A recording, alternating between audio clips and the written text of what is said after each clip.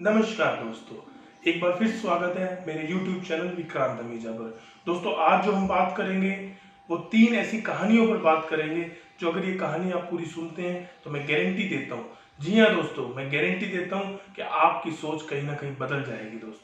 दोस्तों जो मेरी पहली कहानी का शीर्षक है वो है चमकीले नीले पत्थर की कीमत। जो मेरी दूसरी कहानी रहेगी वो है मेंढकों की टोली, और जो मेरी तीसरी कहानी रहेगी आज वो रहेगी चील और मुर्गी की कहानी।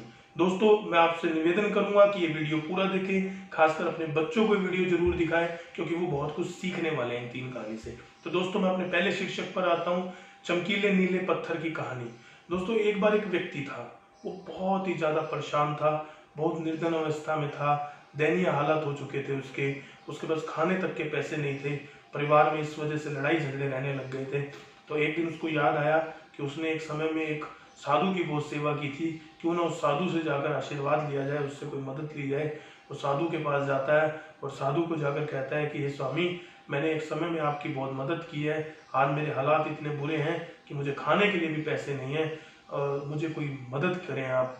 जैसे ही साधु ये बात सुनता है, साधु से कहता है बिल्कुल सही, तूने मेरी एक समय में बहुत सेवा की है और तेरे अगर ये हालात हैं तो मैं उससे बहुत दुखी हूँ। साधु एक अपने बैग में से, अपने थैले में से एक नीला चमकीला पत्थर निकालता है और उसको देता है। उसको कहता है कि मेरे पास ये नीला पत्थर है, तो उनको जितने में तू इसको बेच सकता है बेच के अपने पास रख लियो और अपने घर के खर्चे चलाइयो। वो उसका आशीर्वाद लेकर वो व्यक्ति वहां से निकलता है, क्योंकि उसको पैसे की बहुत जल्दी जरूरत होती है। तो आगे जैसे ही एक फल वाला उसको मिलता है तो वो फल वाले पे खड़ा हो जाता है और उसको कहता है, फल वाले भैया, मेरे पास ये चमकीला नीला पत्थर है, आप इसको अगर खरीदना चाहें तो खरीद सकते हैं, मैं इसको बेचने के लिए लाया हूँ, इसकी कीमत आप मुझे बता दीजिए। फल वाला बोलता है कि हाँ, ये है तो काफी सुंदर और चमकीला, मैं इसके 1000 रुपया दे सकता हूँ। वो सोचता है कि 1000 रुपये बहुत कम है, इससे तो मेरा गुजारा एक आधा दिन ही चलेगा। तो वो आगे चल पड़ता है। जब वो आगे चलता है तो एक बर्तन की बड़ी दुकान आती है, तो वो बर्तन की दुकान वाले को कहता है कि भैया, मुझे ऐसे ऐसे ये मेरे पास चमकीला पत्थर है और मुझे इसे बेचना है, तो आप इसकी क्या कीमत देंगे।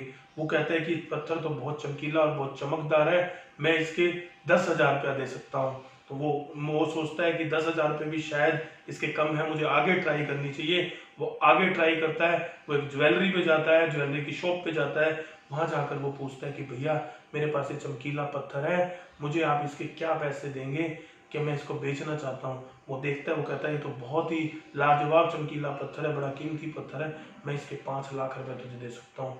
उसके मन में ये आ जाता है कि अगर एक ज्वेलर इतने पैसे दे रहा है तो हीरो का जोहरी कितने पैसे देगा। वो हीरो के जोहरी के पास जाता है और उसको जाकर वो दिखाता है।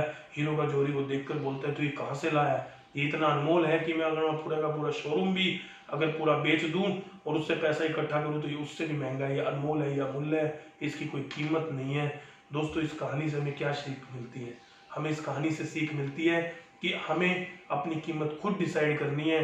हर व्यक्ति आपको अलग अलग तरह से आकेगा, लेकिन आप क्या हैं वो आपको खुद पता होना चाहिए, आपके अंदर पता होना चाहिए, ना कि दूसरे आपकी कीमत डिसाइड करें। आप अपने आप को ऐसा बना दीजिए कि आपकी कीमत आप खुद दर्शाएं, ताकि आप हीरे के जोरी के पास जाएं और वो आपकी कीमत का सही अंदाजा लगा सके। अगर आप ऐसे व्यक्तियों पे जाएंगे जो आपका भला नहीं चाहते और उनकी बातों को आप अहमियत देंगे तो कहीं ना कहीं आप नुकसान में जाएंगे। अपने दिल की सुने।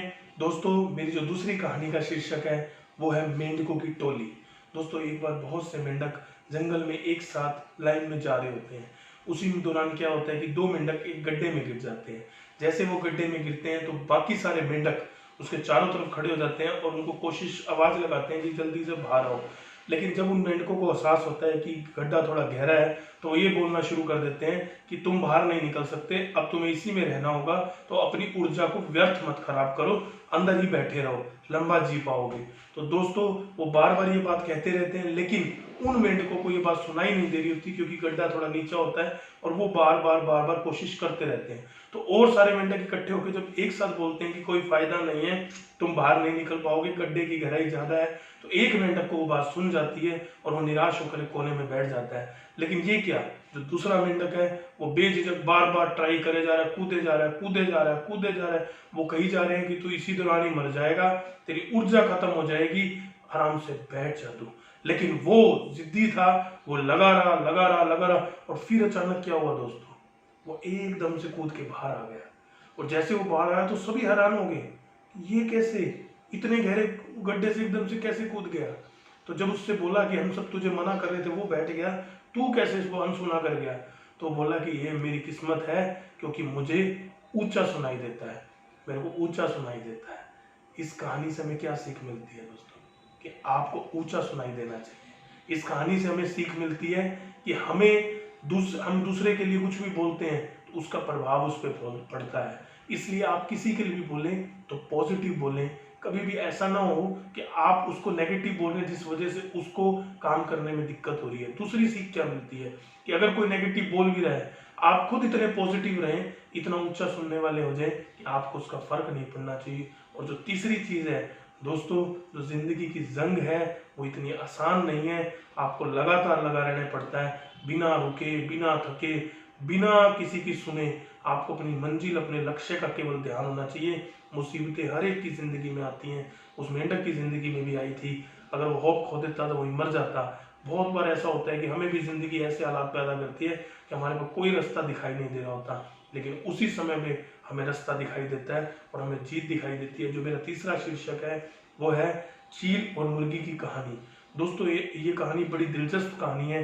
एक पेड़ के ऊपर चील रहती थी, उसने अंडे दिए और नीचे मुर्गी ने अंडे दिए। थोड़े समय बाद एक घटना हुई, चील का एक अंडा गलती से नीचे गिर गया और वो मुर्गी के अंडों में मिल गया। इस बात का दोनों को भनक नहीं थी। थोड़े समय बाद दोनों के बच्चे हुए। जो मुर्गी के बच्चे थे वो वैसे ही, वो जो बीच में चील का बच्चा आ गया था वो भी मुर्गी के बच्चों की तरह कुड़कुड़ाने लगा।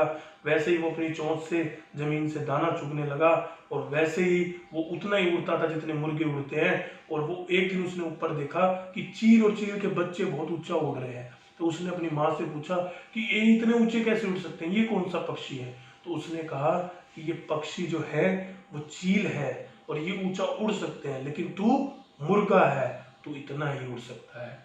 दोस्तों वो सारी जिंदगी उतना ही उड़ा और ऐसे ही जिया मुर्गे की तरह और मुर्गे की तरह मर गया। असली में वो एक चील था। आप इस कहानी से हमें क्या सीख मिलती है? इस कहानी से हमें सीख मिलती है कि बहुत से लोग कहेंगे कि तू सिर्फ इतना ही कर सकता है। इवन हमारे घर के लोग भी, उसकी माँ थी कि तू इतना ही कर सकता है, वो भी कई बार हमारे उस टैलेंट को नहीं पहचान सकते जो आप खुद अपने अंदर के टैलेंट को पहचान सकते हैं। उस समय में आपने रुकना नहीं है, आपने आगे बढ़ना है। आपने उस चील की तरह आगे बढ़ना है। आपके अंदर वो सारी की सारी शक्तियां जो बिल गेट्स में थी, जो स्टीव जॉब्स में थी, जो नरेंद्र मोदी जी में थी, जो अमित शाह में है और जो विराट कोहली में है। हर एक व्यक्ति ने किसी भी सिस्टम में गया हो, किसी भी क्षेत्र में गया हो, उसने जिसने भी नाम कमाया है वैसा कोई भी कार्य आप कर सकते हैं, शायद उससे बढ़कर कार्य कर सकते हैं। केवल और केवल नजरिए का फर्क है। ये तीनों कहानियां अगर आपने ध्यान से सुनी है तो मैं आपको गारंटी देता हूं कि आपकी सोच जरूर बदल गई होगी दोस्तों। अगर नहीं तो दोबारा इसको ध्यान से सुनिए।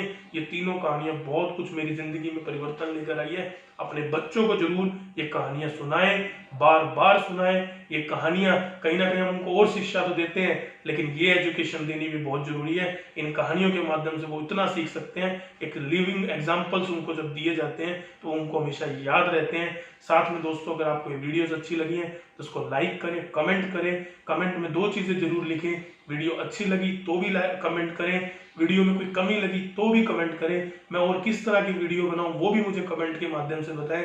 और साथ में मैं एज ए लाइफ कोच काम कर रहा हूं। आपकी जिंदगी में कोई ऐसी समस्या है तो ईमेल के माध्यम से या फिर मुझे आप इसमें कमेंट के माध्यम से आप मुझसे संपर्क कर सकते हैं। मेरे फेसबुक पेज से आप संपर्क कर सकते हैं। और इस चैनल को अभी तक आपने सब्सक्राइब नहीं किया तो इस चैनल को जरूर सब्सक्राइब कीजिए, क्योंकि ऐसी वीडियो आपको लगातार तभी मिल पाएंगी जब आप मेरे चैनल को सब्सक्राइब कर चुके होंगे। साथ में आप बेल आइकन भी जरूर दबाइएगा नोटिफिकेशन के लिए। जय हिंद, जय भारत।